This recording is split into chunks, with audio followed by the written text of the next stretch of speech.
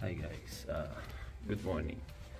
Sobrang antok ko pa. So, papunta na ako guys sa airport ng Fort St. John. So, pa-flight tayo papunta ng Vancouver.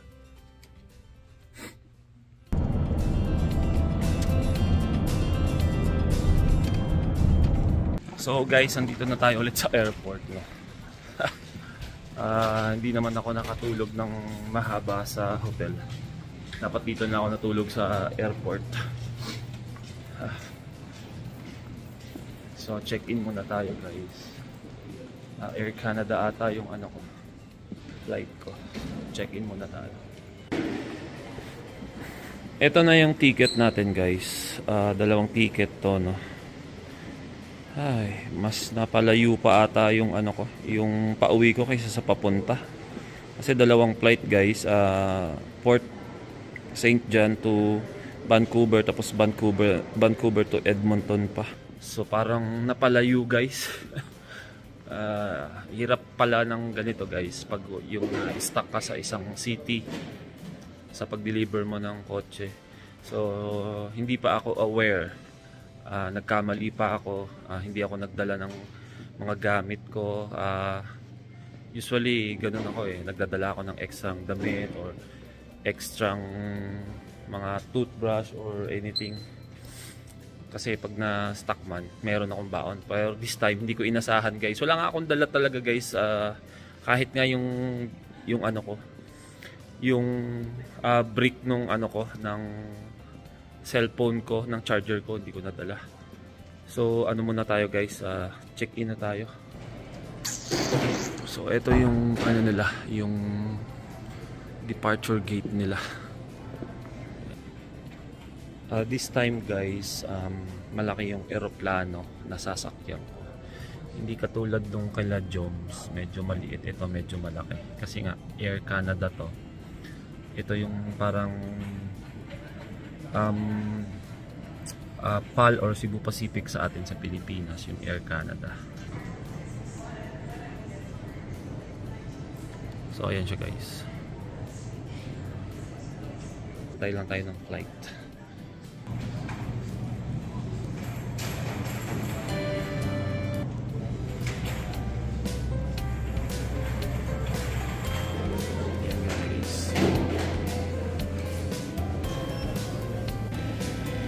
So pasakay na tayo sa plane guys.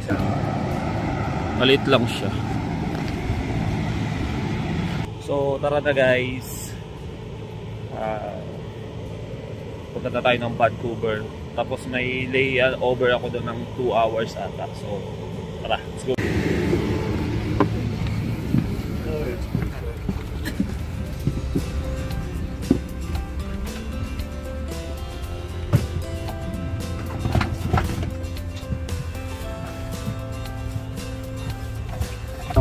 If you have any questions, please ask the customer service agent in the terminal.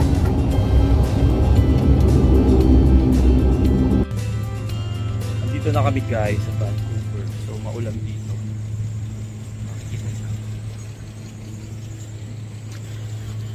Thank you Lord.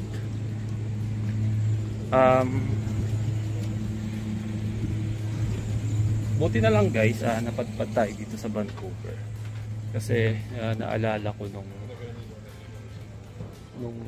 flight day namin papunta dito sa Canada, hindi tayo nakapaglibot-libot kasi nga madaling araw kami dumating.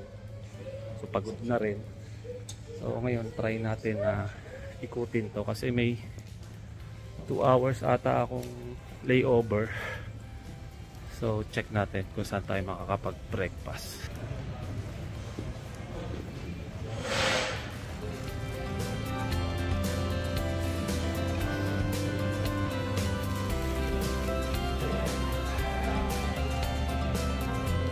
O baka dito na lang tayo guys sa Tim Hortons.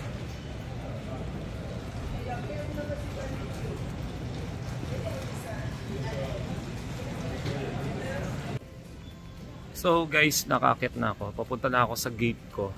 Mali pa yung ticket ko. Tinanong ko kasi walang nakalagay na 30C lang. So tinanong ko.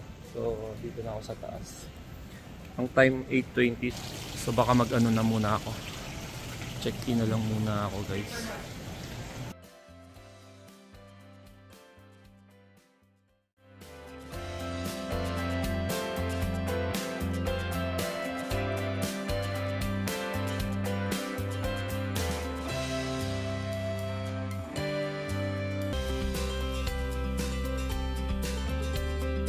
Hindi ko alam kung ano mabibili natin breakfast.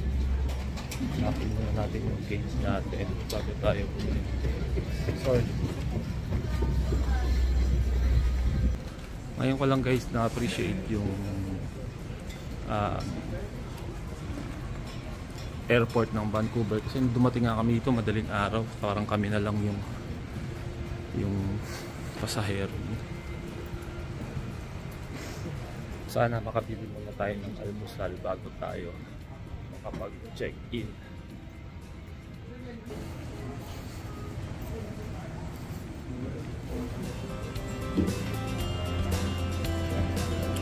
C30. So ito yung ano ko guys.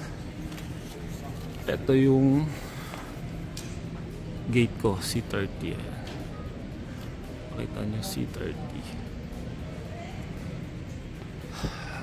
Yan, going to check natin maigi baka mga ano tayo, ikaw tayo. So ayan yung flight details guys. Edmonton AC 234. So ayan, AC 234. So wala pang tao, pwede muna tayong maghanap ng makakainan, no?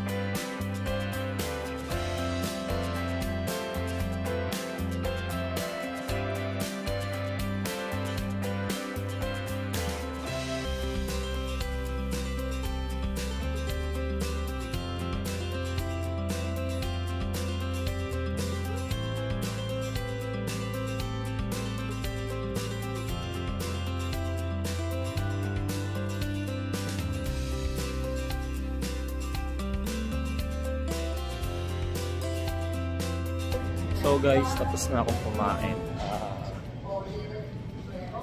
May tao na yung ano ko, yung gate ko. So naghahanap. Ladies and gentlemen, this is the final boarding call. Naghahanap lang ako ng ano, ng washroom.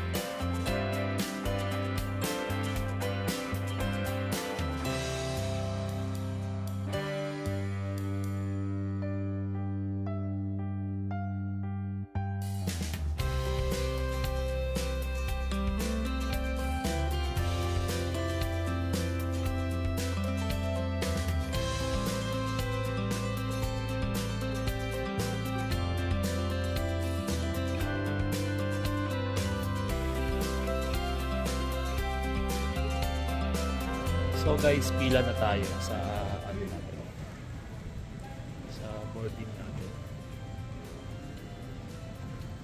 Baka dumaretso na rin ako pasok guys. Baka hindi na muna ako uuwi.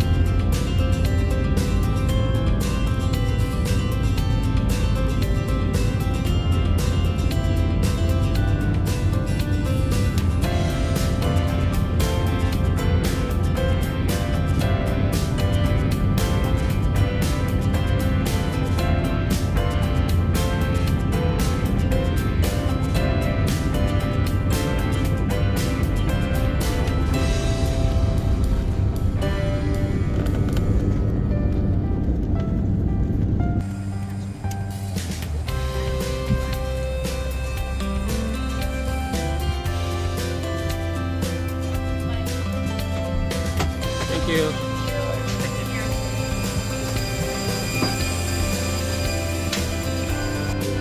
Ayun na nga guys.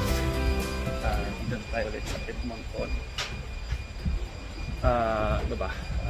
Baka dito ko na lang guys tapusin yung vlog ko. So next time, pag may di-deliver ako, hindi ko nakakalimutan yung camera ko. Sayang naman kasi marami tayong napupunta ng lugar. Tapos dadala ako ng extra damit para sakaling pag nagka-problema may ano tayo, may makaw tayo. So problema ko guys, yung mata ko namamaga. Parang may kumagat mga ata dito sa hotel. So ayun guys, susunduin ako dito. Si Miss Malu ang magsusundo sa akin kasi siya may kasalanan. Joke lang. So hindi, tatapusin ko na lang guys yung vlog ko. Nakita nyo naman tong airport ng Edmonton.